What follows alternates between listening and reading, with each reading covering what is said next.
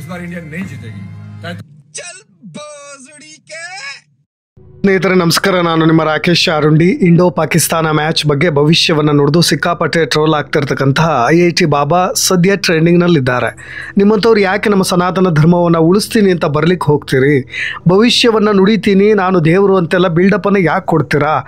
ನಿಮ್ಮನ್ನು ಕುಂಭಮೇಳದಲ್ಲಿ ಜುನಾ ಅಖಾಡದಿಂದ ಹೊರ ಹಾಕಿದ್ದೇ ಒಳ್ಳೆಯದಾಯಿತು. ನೀವು ನಿಜವಾಗ್ಲೂ ಕೂಡ ಬಾಬಾ ಅಲ್ಲವೇ ಅಲ್ಲ, ಡೋಂಗಿ ಬಾಬಾ ಅಂತೆಲ್ಲ ಟ್ರೋಲ್ ಮಾಡ್ತಿದ್ದಾರೆ. ಇನ್ನು ಕೆಲವೊಂದನ್ನು ಕೇಳಿಬಿಟ್ರೆ ನಿಮಗೆ ತುಂಬ ತಮಾಷೆ ಮತ್ತು ನಕ್ಕು ಹೋಗಬಹುದು. ಯಾಕೆಂದರೆ ಸ್ನೇಹಿತರೆ, ಇದೇ IIT ಬಾಬಾ ಮಹಾಕುಂಭಮೇಳದಲ್ಲಿ ಸಿಕ್ಕಾಪಟ್ಟೆ ಸದ್ದು ಮಾಡಿದಂಥ ಬಾಬಾಗಳಲ್ಲಿ ಒಬ್ಬರು. ಅಲ್ಲಿಂದ ಮತ್ತೊಂದು ವಿಷಯದಲ್ಲಿ ಅವರು ಸಿಕ್ಕಾಪಟ್ಟೆ ಸದ್ದು ಮಾಡಲಿಕ್ಕೂ ಕೂಡ ಕಾರಣ ನಿನ್ನೆ ನಡೆದಂಥ ಇಂಡೋ ಪಾಕಿಸ್ತಾನ ಮ್ಯಾಚ್ ಕೂಡ. ಈ ಪಂದ್ಯದಲ್ಲಿ ಅವ್ರು ಹೇಳಿದಂಥ ಮಾತುಗಳು ಅದು ಅತಿಶಯೋಕ್ತಿ ಅಂತಲೂ ಕೂಡ ಅನಿಸುತ್ತೆ. ಯಾಕೆಂದರೆ ಆ ದೇವರೇ ಬಂದರೂ ಭಾರತ ಗೆಲ್ಲೋದೇ ಇಲ್ಲ, ಬರೆದಿಟ್ಕೊಳ್ಳಿ. ಪಾಕಿಸ್ತಾನ ಗೆದ್ದು ಜಯಬೇರಿ ಬಾರಿಸುತ್ತೆ, ಭಾರತ ಸೋತು ಸುಣ್ಣವಾಗಿ ಹೋಗುತ್ತೆ ಅಂತ ಹೇಳಿಬಿಟ್ಟಿದ್ರು. ಈ ಭವಿಷ್ಯ ಇಡೀ ಭಾರತದಲ್ಲಿ ಸಂಚಲನವನ್ನು ಉಂಟು ಮಾಡಿದ್ದಲ್ಲದೆ ಒಬ್ಬ ಬಾಬಾ ಬಾಯಲ್ಲಿ ಬಂದಿರೋ ಮಾತುಗಳು ನಿಜ ಆದರೂ ಆಗಬಹುದು ಅಂತ ಟೆನ್ಷನ್ ಕೂಡ ಆಗಿದ್ರು ಅದು ಕೆಲವೊಬ್ಬರು. ಆದರೆ ಈಗ ಆಗಿರೋದೇನು ಅನ್ನೋದು ನಿಮ್ಗೆಲ್ರಿಗೂ ಕೂಡ ಗೊತ್ತಿದೆ. ಅದು ಇಲ್ಲಿಗೆ ನಿಂತಿದ್ರೆ ಸುಮ್ಮನೆ ಆಗ್ತಿದ್ವೇನೋ. ಆದರೆ ಬಾಬಾ ಬಗ್ಗೆ ಟ್ರೋಲ್ ಆಗ್ತಿರೋ ದೃಶ್ಯಗಳನ್ನು ನೋಡಿದ್ರೆ ಅದಕ್ಕೆ ನಾನು ಆರಂಭದಲ್ಲಿ ಹೇಳಿದ್ದು ಸಿಕ್ಕಾಪಟ್ಟೆ ತಮಾಷೆ ಅನಿಸುತ್ತೆ ಅಂತ. ಇದ್ರ ಕುರಿತಾಗಿ ಒಂದಿಷ್ಟು ವಿವರಣೆಗಳನ್ನು ಕೂಡ ನೋಡ್ತಾ ಹೋಗೋಣ.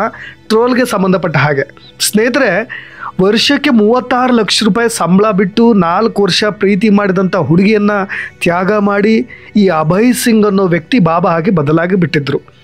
IIT ಅನ್ನೋದು ಅಷ್ಟು ಸುಲಭದ ಮಾತು ಅಲ್ವೇ ಅಲ್ಲ, ನಿಮಗೆಲ್ಲ ಗೊತ್ತೇ ಇದೆ.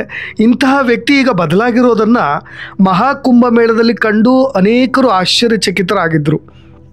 ಯಾಕೆಂದರೆ ಒಂದು IIT ಹುದ್ದೆಯನ್ನು ಬಿಟ್ಟು, ಕೆಲಸವನ್ನು ಬಿಟ್ಟು, ಹಣೆ ಮೇಲೆ ಭಸ್ಮ ಬಳಿದುಕೊಂಡು, ಉದ್ದ ಕೂದಲು ಬಿಟ್ಕೊಂಡು, ಕತ್ತಲ್ಲಿ ಕವಡೆ ರುದ್ರಾಕ್ಷಿ ಧರಿಸ್ಕೊಂಡು ಇದೇ ಉತ್ತರ ಪ್ರದೇಶದ ಪ್ರಯಾಗ್ರಾಜ್ನಲ್ಲಿ ಸೆಂಟರ್ ಆಫ್ ದಿ ಅಟ್ರಾಕ್ಷನ್ ಆಗಿದ್ದಂಥ ಬಾಬಾ ಈತ.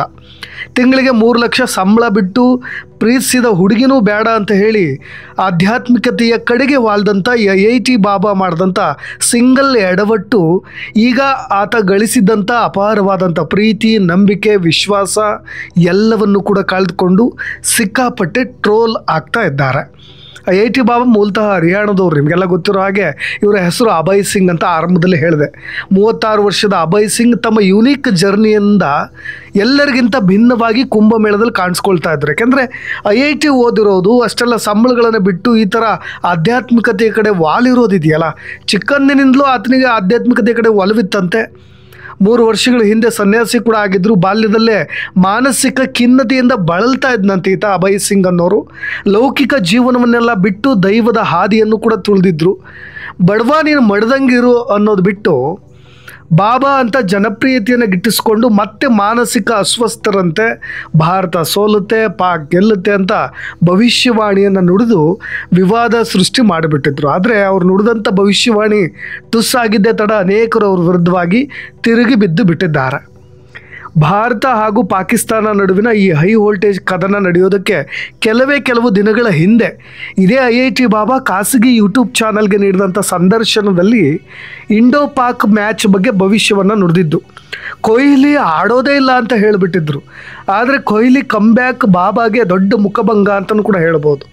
ಕೊಹ್ಲಿ ಅಜೇಯ ಶತಕ ದಾಖಲೆಯನ್ನು ಕೂಡ ಬರೆದುಬಿಟ್ರು.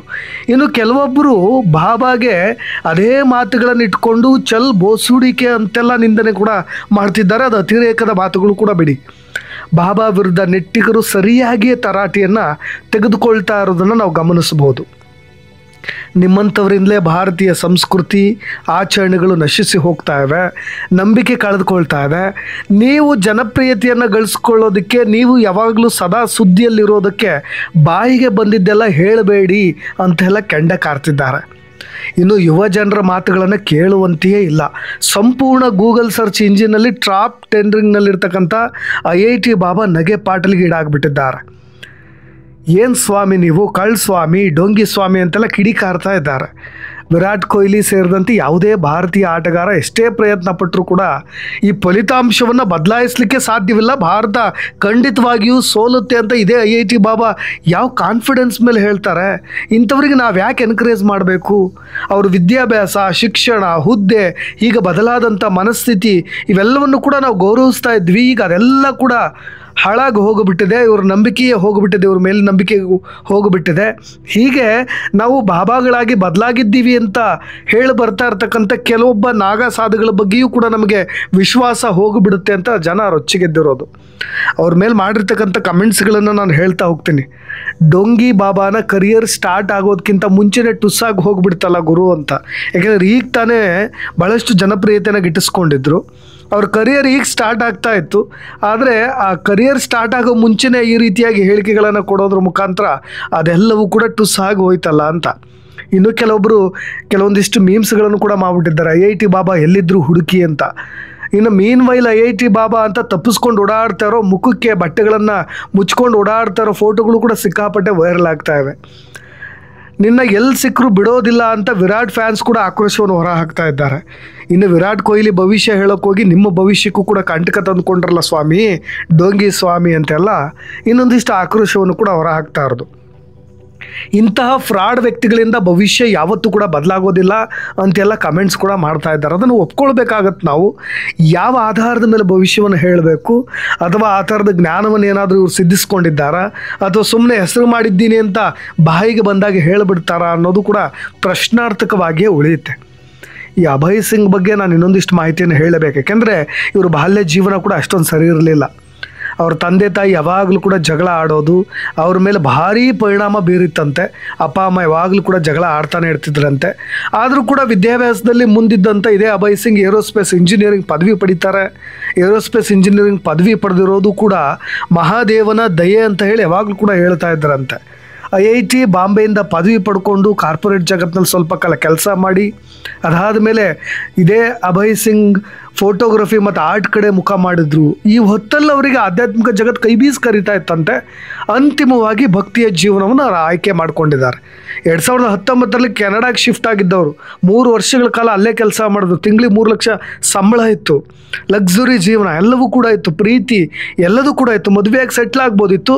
ಆದರೆ ಅಲ್ಲಿಂದ ಅಭಯ್ ಸಿಂಗ್ ಕೆನಡಾದಿಂದ ಭಾರತಕ್ಕೆ ವಾಪಸ್ ಆಗ್ತಾರೆ. ಶಿಮ್ಲಾ, ಮಸ್ಸೂರಿ, ಧರ್ಮಶಾಲಾದಲ್ಲಿ ಹೆಚ್ಚಿನ ಸಮಯ ಕಳೀತಾರೆ. ಅದಾದ ಬಳಿಕ ಸನ್ಯಾಸಿ ಆಗಬೇಕು ಅಂತ ತೀರ್ಮಾನ ಮಾಡ್ತಾರೆ.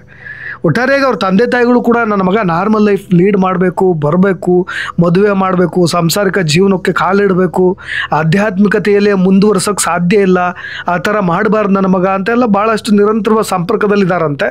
ಆದರೆ ಮನೆಗೆ ವಾಪಸ್ ಆಗಲಿಕ್ಕೆ ಒತ್ತಡ ಯಾವಾಗ ಹೆಚ್ಚಾಗೋಯ್ತೋ ಅವರೊಂದಿಗೆ ಕಮ್ಯುನಿಕೇಷನ್ನು ಕೂಡ ಕಟ್ ಮಾಡಿ ಅಪ್ಪ ಅಮ್ಮನಿಂದ ತುಂಬ ದೂರನೇ ಇದ್ದಾರೆ.